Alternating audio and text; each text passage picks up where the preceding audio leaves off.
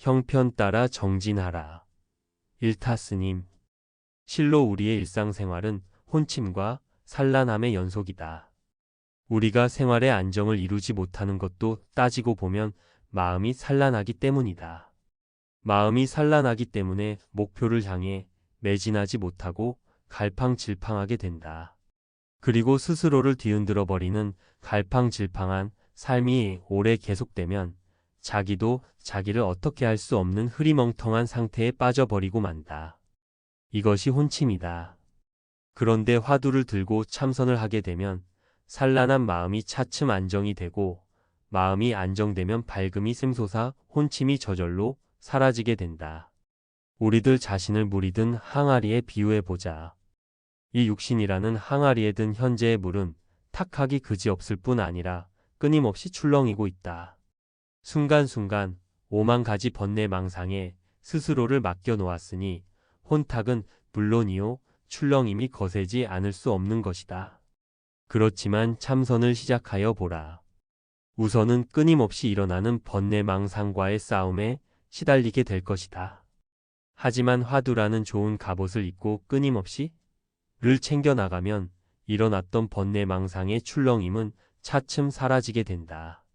그리고 출렁임이 사라지면 고요함 속에서 물이 맑아지고 밝아지게 되는 것이다. 단, 이렇게 화두를 들 때 우리가 꼭 명심해야 할 것이다. 곧 번뇌가 일어나면 절대로 상대를 하지 말라는 것이다.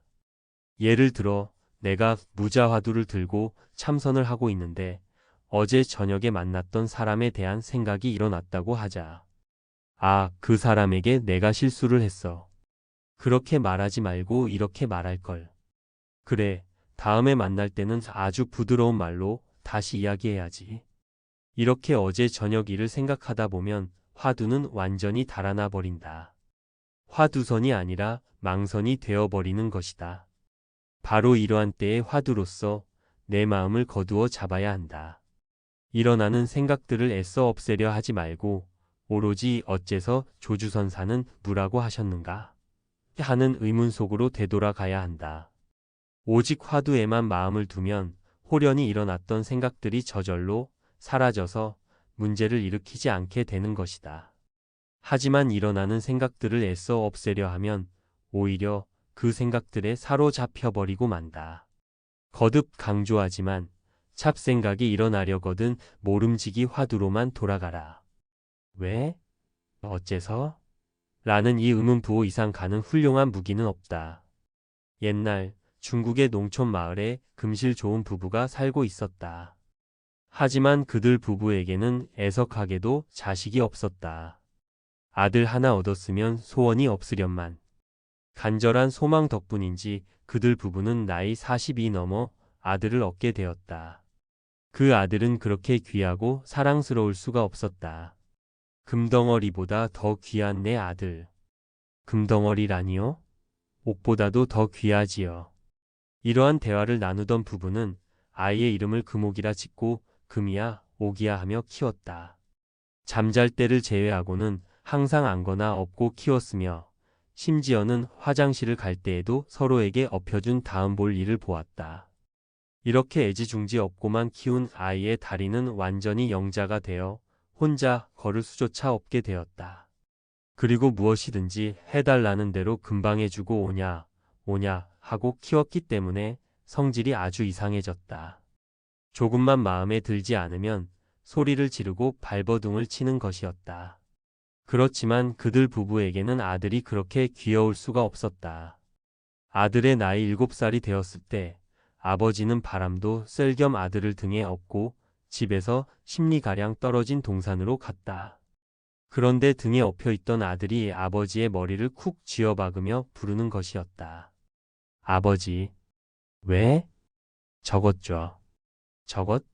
무엇 말이냐? 그러자 아들은 아버지의 머리며 등을 닥치는 대로 때리면서 발악을 하듯 소리를 지르는 것이었다. 저것 줘. 저것이 무엇인데? 무엇인지 알아야지 줄 것이 아니냐? 저것 줘, 빨리. 저것.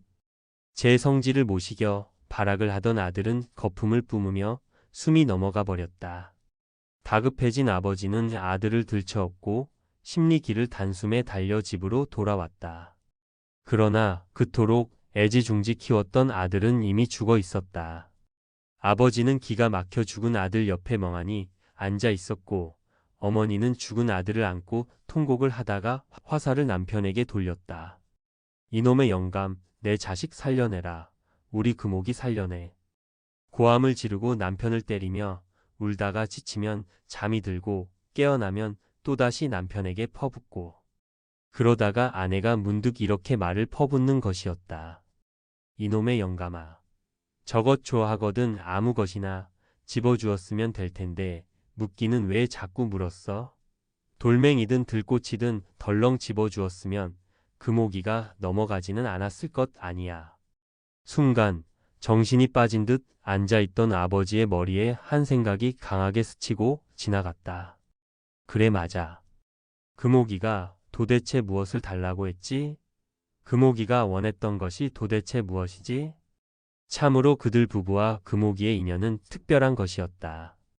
아들을 잘못 키워 이상한 성격의 아이를 만들었고 그 성격 때문에 아들이 죽었다는 생각보다는 자신들이 잘못하여 아들을 죽였다는 생각과 저것저 하였을 때 주지 못한 것이 후회될 뿐이었다. 그 순간부터 아버지는 생각하고 또 생각하였다. 금오기가 무엇을 달라고 했던가? 무엇을 달라고 했던가? 도대체 무엇을?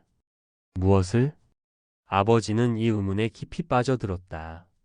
밥도 먹지 않고 잠도 자지 않고 그냥 앉은 채로 금오기가 달라고 한 것이 무엇인가를 알고자 하였다. 그렇게 7일을 생각하다가 옆에서 잠을 자고 있던 아내가 문득 발로 팍 차는 순간 그는 확 절대오하였다. 깨치고 보니 아들 금오기가 달라고 한 것은 빈 주먹이었고 깨치고 보니 아들 금오기는 전생에 함께 돌을 탔던 도반이었다. 지난 생 인물이 잘생긴 스님과 얼굴이 검고 험상궂게 생긴 스님이 깊은 산중에서 돌을 닦고 있었다. 그때 젊은 보살이 그 스님들께 양식을 대주고 공양을 올리면서 이바지하였다. 그런데 잘생긴 사람에게 끌리는 것이 인지상정인 듯 보살은 잘생긴 스님에게 마음을 더 많이 써주었다. 사과 2개를 가져와도 빛이 좋고 모양이 반듯한 것은 잘생긴 스님에게 주고 삐딱하게 못생긴 것은 얼굴이 검은 스님에게 주었다. 얼굴 잘생긴 스님에 대한 보살의 정성은 날로 더하였고 마침내 잘생긴 스님도 마음이 보살에게로 기울어져 갔다. 자연, 스님의 공부는 진척이 있을 수 없었다. 그러다가 잘생긴 스님과 보살은 일찍 세상을 하직하였고 전생의 품은 연심이 씨앗이 되어 금생에서 부부의 연을 맺게 되었던 것이다. 하지만 전생의 독신으로 산 때문인지 그들 부부에게는 자식이 없었다.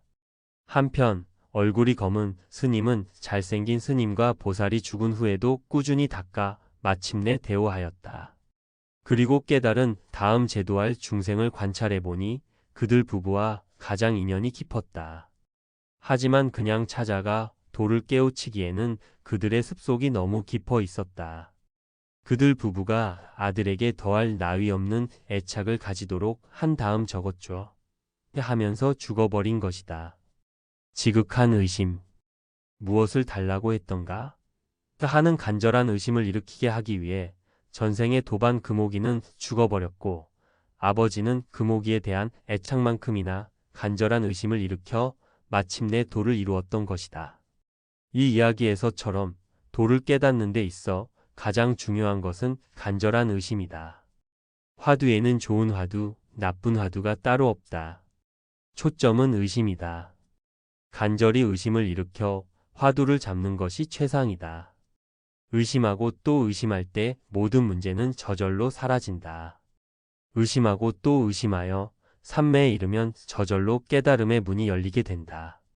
그리고 무엇보다 중요한 것은 꾸준히 하는 것이다.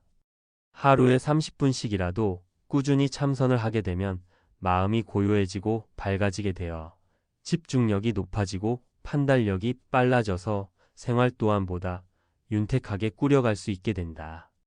곧 참선할 때의 집중력이 생활에 그대로 응용되어 갖가지 좋은 일을 이루어낼 수 있는 것이다. 가만히 돌이켜보라. 어떻게 사는 것이 잘 사는 인생인가? 마음이 평온하고 맑은 정신으로 사는 것이 잘 사는 인생이다. 참선을 하라. 참선은 우리에게 이것을 선사해준다. 잠깐이라도 좋다. 가부좌를 틀고 앉아 화두를 잡고 참선을 하라. 하루 중 일부의 시간을 결코 손해보지 않을 자기를 돌아보는 공부, 주인공을 찾는 공부에 투자하는 것이야말로 보람된 일일 것이다. 나아가 부처를 이루고자 하면 모름지기 마음을 모으고 정신을 차려서 화두를 잡아야 한다. 언제나 부지런히 간절하게 화두를 잡아라. 이것 이외에는 참선하는 사람에게 따로 기묘한 말이 없다. 오직 화두에 집중하다 보면 마음이 저절로 고요해지고, 고요해지면 맑아지고, 맑아지면 밝아지고, 밝아지면 거기에서 빛을 발하게 된다. 바로 이것이 지혜의 빛이다. 이 지혜의 빛은 자신의 마음자리, 곧 자성심을 보게 하고, 자성을 보게 되면 천지와 내가 한 뿌리요 만물과 내가 한 몸이 된다. 그러한 때에 내가 하는 바는 모두가 신통묘용이 아닐 수가 없다. 그렇지만 그 실체는 누구도 볼 수가 없다. 오직 요술인양, 그 실체로부터 나오는 지혜와 자비로서 인간과 천상의 큰 복밭이 되어 모든 중생을 제도해낼 수가 있다. 인간과 천상의 큰 복밭. 그 복밭에는 무엇이든 심기만 하면 꽃이 피고 열매가 맺으며 중생의 그릇에 따라 이로움을 주는 밭이다. 그 복밭을 이룰 때까지 우리 모두 고삐를 늦추지 말고 정진해야 할 것이다.